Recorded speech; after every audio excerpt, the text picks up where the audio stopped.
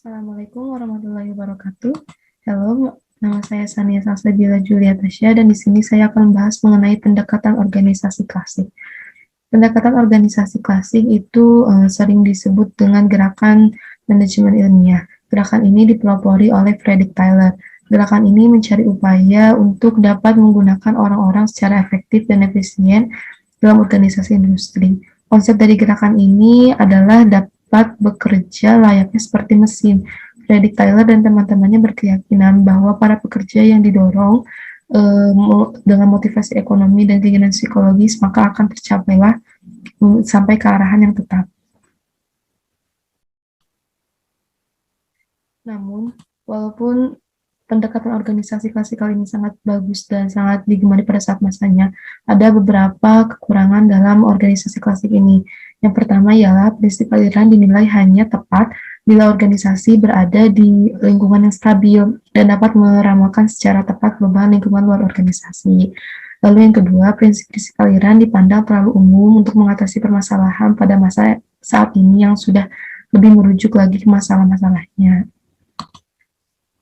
Maka dari itu, pendekatan organisasi klasik itu mendefinisikan organisasi sebagai struktur hubungan, kekuasaan, tujuan, peranan, kegiatan, komunikasi, dan faktor-faktor lain yang terjadi bila orang bekerja sama. Teoritis klasik menekankan pada pentingnya rantai perintah dan penggunaan disiplin, aturan, dan survei ketat untuk mengubah organisasi-organisasi akan lebih efisien jika ini dilaksanakan.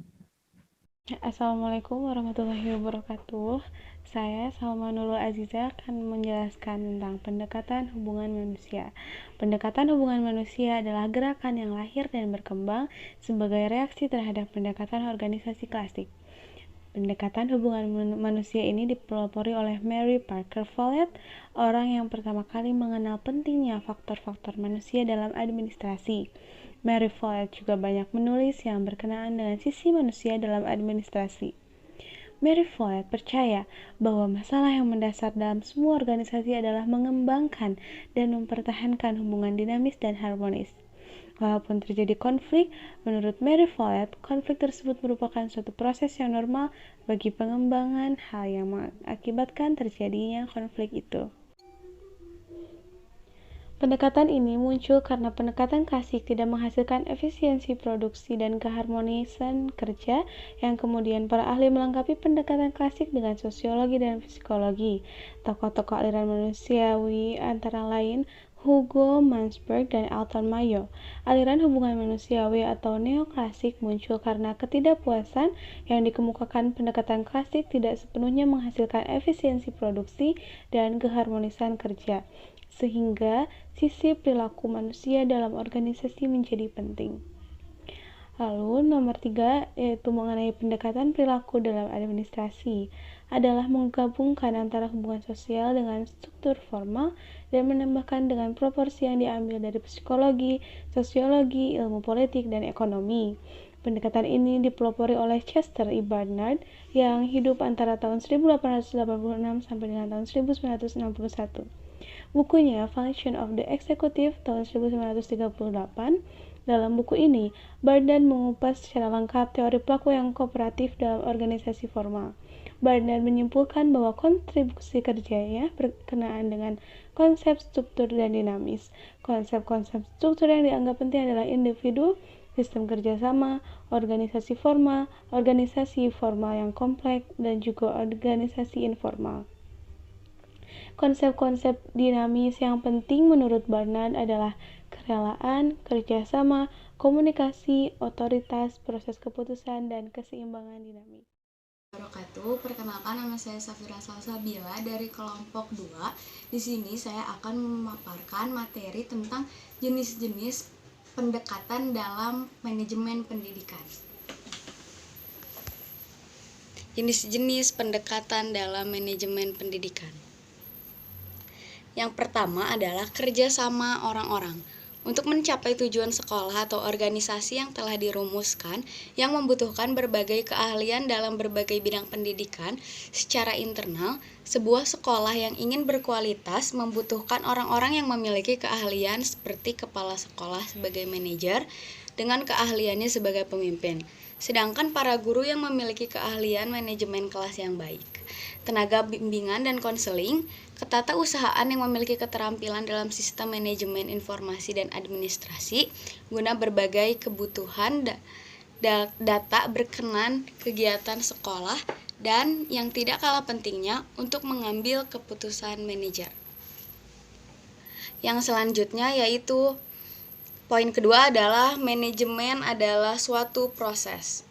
Seperti halnya sebuah pendidikan, manajemen adalah suatu proses. Pendekatan ini menekankan perilaku sebagaimana fungsi manajemen itu sendiri, yaitu proses planning, organizing, staffing, directing, coordinating, reporting, dan budgeting. Yang dimaksud manajemen adalah suatu proses di mana seseorang dapat mengatur segala sesuatu yang dikerjakan oleh individu atau kelompok. Nah, manajemen ini perlu dilakukan guna mencapai tujuan atau target dari individu ataupun kelompok tersebut secara kooperatif menggunakan sumber daya yang tersedia. Nah, poin selanjutnya, poin ketiga adalah manajemen sebagai sebuah sistem. Sebagai sebuah sistem, manajemen adalah suatu keseluruhan yang terdiri atas bagian-bagian yang saling berinteraksi dalam suatu proses untuk mengubah masukan menjadi keluaran. Sistem di sini yaitu adalah input, proses, outcome, output atau outcome. Nah, yang dimaksud manajemen sebagai suatu sistem atau manajemen as a system adalah kerangka kerja yang terdiri dari beberapa komponen atau bagian secara keseluruhan saling berkaitan dan diorganisir sedemikian rupa dalam rangka mencapai tujuan organisasi. Mungkin cukup sekian. Assalamualaikum warahmatullahi wabarakatuh. Saya Sherin Natasha Kamila dari kelas 6D. Di sini saya akan melanjutkan pemaparan mengenai pendekatan-pendekatan dalam pengelolaan pendidikan. Nah, untuk jenis-jenis pendekatan dalam pengelolaan pendidikan yang selanjutnya, yang keempat, yaitu manajemen sebagai pengelolaan. Nah, jika kita melihat manajemen sebagai pengelolaan, kita akan melihat adanya pengaturan atau pengelolaan sumber daya yang dimiliki dalam suatu sekolah atau sumber daya yang harus ada untuk mencapai tujuan yang telah ditetapkan. Nah, sumber daya ini harus dimanfaatkan dengan seefisien mungkin dan seefektif mungkin. Untuk yang poin selanjutnya yaitu kepemimpinan dalam manajemen pendidikan. Nah, seperti yang kita telah ketahui bahwa pemimpin itu adalah orang yang dikenal oleh pengikutnya dan berusaha untuk mempengaruhi para pengikutnya untuk meraih tujuan visinya. Nah, di sini ada beberapa sifat kepemimpinan menurut Abdurrahman. Itu tuh ada 5 ya.